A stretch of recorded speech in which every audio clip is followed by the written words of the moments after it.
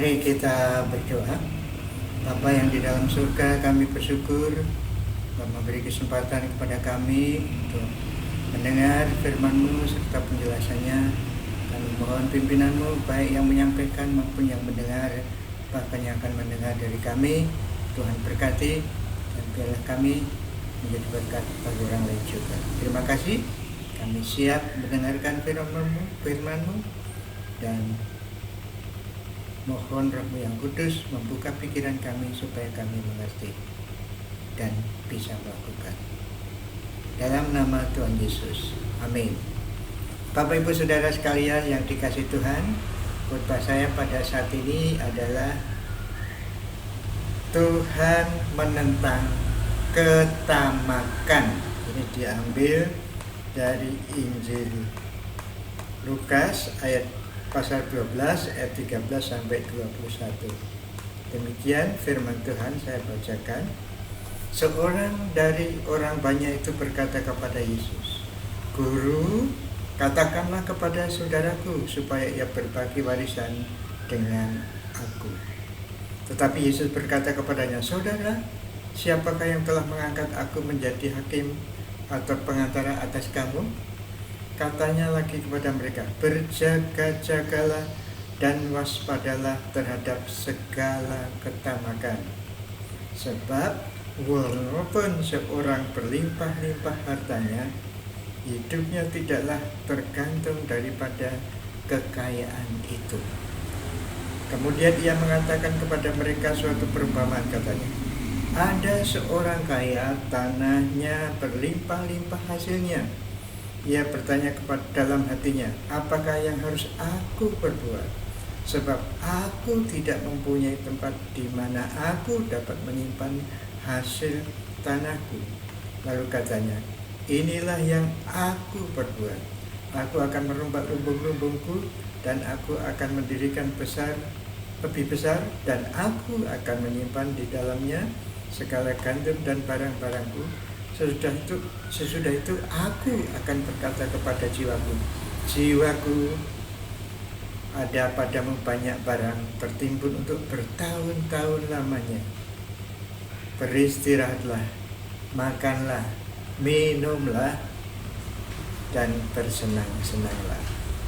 Tetapi firman Allah kepadanya, "Hei engkau orang bodoh, pada malam hari ini juga jiwamu akan diambil daripadamu.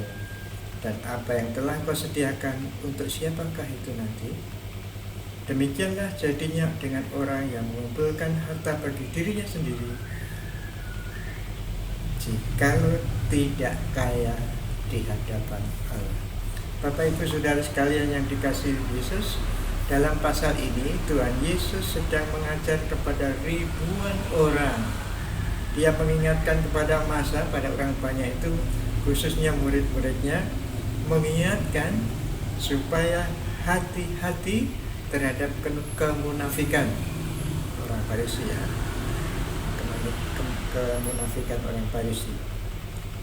Kemudian Yesus mengajarkan mengenai nilai hidup, mengingatkan supaya hati-hati, mengajar mengenai nilai hidup, pengakuan kepada Kristus dan Roh Kudus, dan ajaran-ajaran yang penting lainnya. Tiba-tiba seorang egois menyela, "Guru, katakanlah kepada saudaraku supaya ia berbagi warisan dengan aku." Saudaraku yang dikasihi Tuhan, di tengah-tengah khotbah yang serius mengajarkan hal-hal mengenai kerohanian, tiba-tiba ada orang yang egois, mementingkan dirinya sendiri, tanya kepada Yesus. Tapi Tuhan Yesus tahu isi hati orang itu, isi hati yang menyela untuk kepentingan dirinya itu.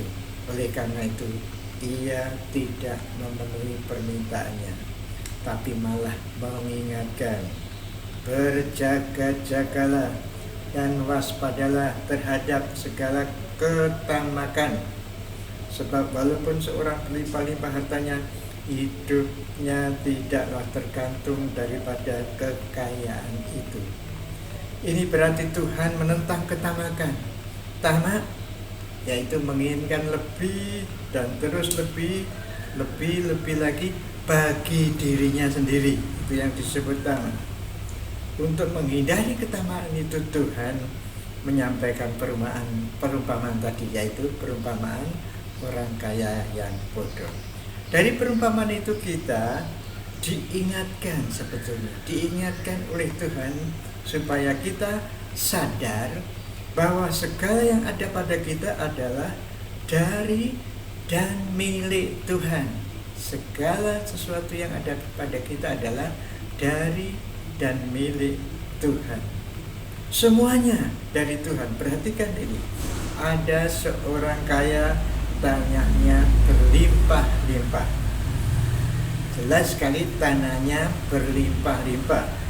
Ini bukan hasil usaha orang kaya itu, tetapi hasil dari tanah itu. Kalaupun hasil kerja kerasnya itu tetap karena izin Tuhan. Ada orang yang kerja keras tapi tidak ada hasilnya.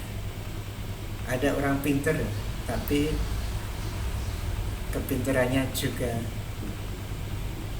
tidak bisa dilakukan kecuali izin Tuhan. Contohnya itu waktu Menara Babel dibangun itu ya. Jadi Tuhan mengatakan itu, kalau tidak saya stop ini, nanti bisa membuat sampai langit, menara sampai langit ya. Jadi Bapak dan Ibu saudara sekalian, manusia mempunyai kemampuan yang luar biasa, tetapi ada batasnya. Diizinkan Tuhan atau tidak, kalaupun sampai karena usaha. Ingat, ini terjadi di Israel ya, di negeri yang didapat karena Tuhan, bukan usaha bangsa itu. Mulai dari Mesir sampai tanah perjanjian, semuanya karya Tuhan. Dialah yang memukul kalah bangsa-bangsa dan membunuh raja-raja yang kuat, Sihon, raja orang Amori, dan Og, raja negeri Basan, dan segala kerajaan Kanaan, dan memberikan tanah mereka segala milik pusaka kepada Israel, umatnya. Jadi saudaraku, jelas sekali tanah yang menghasilkan itu bukan usaha orang kaya itu karena kepandaiannya tentang pertanian, tapi bukan. Karena tanah itu menghasilkan. Sekali lagi, seandainya itu karena kepandaian mereka, itu karena juga izin Tuhan. Sadarlah hal ini. Segala sesuatu dari Tuhan dan milik Tuhan. Orang kaya itu ternyata tidak menyiapkan hasil, berarti tidak tahu apakah yang harus aku perbuat, sebab aku tidak mempunyai tempat di mana aku dapat menyimpan hasil tanahku. Ini bukti tidak siap. Jadi tiba-tiba hasil panennya yang luar biasa itu tidak siap. Dia tidak mengharapkan seperti itu. Kalau mengharapkan seperti itu pasti sudah siap-siap membuat lumbung ya, tapi tidak. Jadi jelas sekali tanah yang menghasilkan panen itu adalah dari Tuhan dan memang milik Tuhan. Dan juga ada bukti yang lainnya, semuanya bisa diambil sewaktu-waktu. Tetapi firman Allah kepadanya, hai engkau yang orang bodoh, pada malam ini juga jiwamu akan diambil daripadamu, dan apa yang telah kau sediakan untuk siapakah itu nanti. Jadi semua milik orang kaya ini sewaktu-waktu bisa diambil oleh Tuhan. Jelas sekali ini adalah milik Tuhan. Segala sesuatu yang Bapak Ibu punyai itu dari Tuhan dan milik Tuhan. Setiap waktu, setiap saat Tuhan bisa saja mengambil menurut kehendaknya. Sewaktu-waktu itu. Jadi Bapak Ibu Saudara, mari kita sadar bahwa yang Bapak Ibu Saudara dan saya miliki adalah dari Tuhan dan milik Tuhan. Pelajaran yang kedua adalah kita kaya dalam Tuhan. Diingatkan supaya kita kaya dalam Tuhan dan bukan kaya bagi dirinya sendiri. Nah, Bapak Ibu Saudara sekalian yang dikasihi Tuhan, bagaimana yang dimaksud kaya dengan Tuhan itu? Ya, yang pertama, memberikan untuk pekerjaan Tuhan, memberikan harta Bapak Ibu Saudara, kekuatan, kemampuan saudara untuk pekerjaan Tuhan. Perumpamaan ini adalah suatu cerita fiktif yang terjadi di Israel, yang adalah umat Allah pada waktu itu. Ya, memang cerita fiktif ya, tetapi mengandung arti rohani. Kalau ini terjadi di Israel, orang Israel pasti tahu kalau panen itu mesti ada persembahan buah sulung, ada persepuluhan, ada persembahan lainnya. Tetapi saudara lihat orang kaya ini mengumpulkan bagi dirinya sendiri. Apa yang akan aku 8 kali kalau tidak salah itu, atau 9 kali, kukunya 4 kali. Jadi aku pusat pikirannya pada aku, tidak memikirkan aturan Tuhan di negeri Israel, perpuluhan, buah sulung, dan persembahan lainnya, semuanya untuk aku. Ya, saudaraku yang dikasih Tuhan, filsafat hidupnya seperti ini.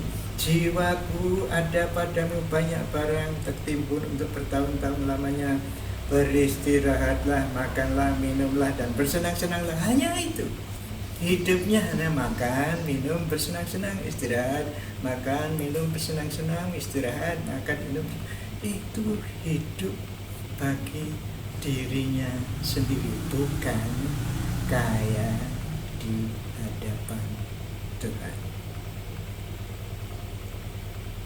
Jadi saudaraku yang dikasih Tuhan, apakah saudara sudah memberikan harta milik saudara dengan persepuluhan? Misalnya ada yang diajarkan persepuluhan di gereja, silahkan mengikuti ajaran. Ada yang tidak percaya persepuluhan tapi tetap memberi, mungkin lebih dari persepuluhan, silahkan sudah. Tapi yang penting sadar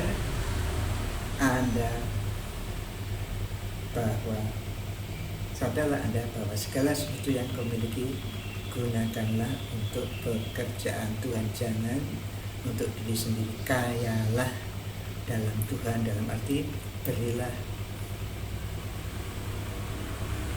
untuk pekerjaan Tuhan. Mungkin memberi kepada pendeta, mungkin memberi kepada penginjil, mungkin mendonasi kepada yayasan Kristen, donasi kepada sekolah-sekolah Kristen, atau apapun juga pelayanan Tuhan. Silahkan saudara memikirkan itu kalau ingin kaya dalam Tuhan. Yang kedua, membantu sesama. Perjanjian Lama mengajarkan supaya memperhatikan janda, yatim piatu, orang miskin, dan orang asing. Itu aturan dari Tuhan kepada bangsa Israel. Dan jemaat mula-mula juga melaksanakan hal ini. Jadi Bapak Ibu Saudara sekalian, Bapak Ibu Saudara diharapkan kaya dalam Tuhan. Yang pertama, memberi kepada pekerjaan untuk pekerjaan Tuhan. Yang kedua, membantu sesama. Bagaimana dengan harta Bapak Ibu Saudara sekalian? Coba dimulai dari sepatu. Rak sepatu saudara isinya berapa itu? 5, 10? Saya rasa perlu dibagikan kepada orang lain. Ibu-ibu, bagaimana dapur ibu-ibu? Di sana ada piring berapa? 50? 100? Ya, silahkan membagi ya. Jangan cuma 50 yang dipakai untuk paling tidak 10 kalau ada tamu mungkin. Ya, silahkan membagikan. Itu baru piring. Belum baju Bapak Ibu Saudara berapa? Ibu-ibu roknya berapa? Bapak-bapak bajunya berapa? 5, 6, 7, 8, 9, 10, 20? Ada orang yang memerlukan, Bapak Ibu Saudara, bagikanlah itu. Uang saudara yang di bank berapa? Yang ada di kantong Bapak Ibu Saudara berapa? Bagikan kepada orang yang memerlukan itu. Jadi Bapak Ibu Saudara sekalian, jangan sampai kita tamak.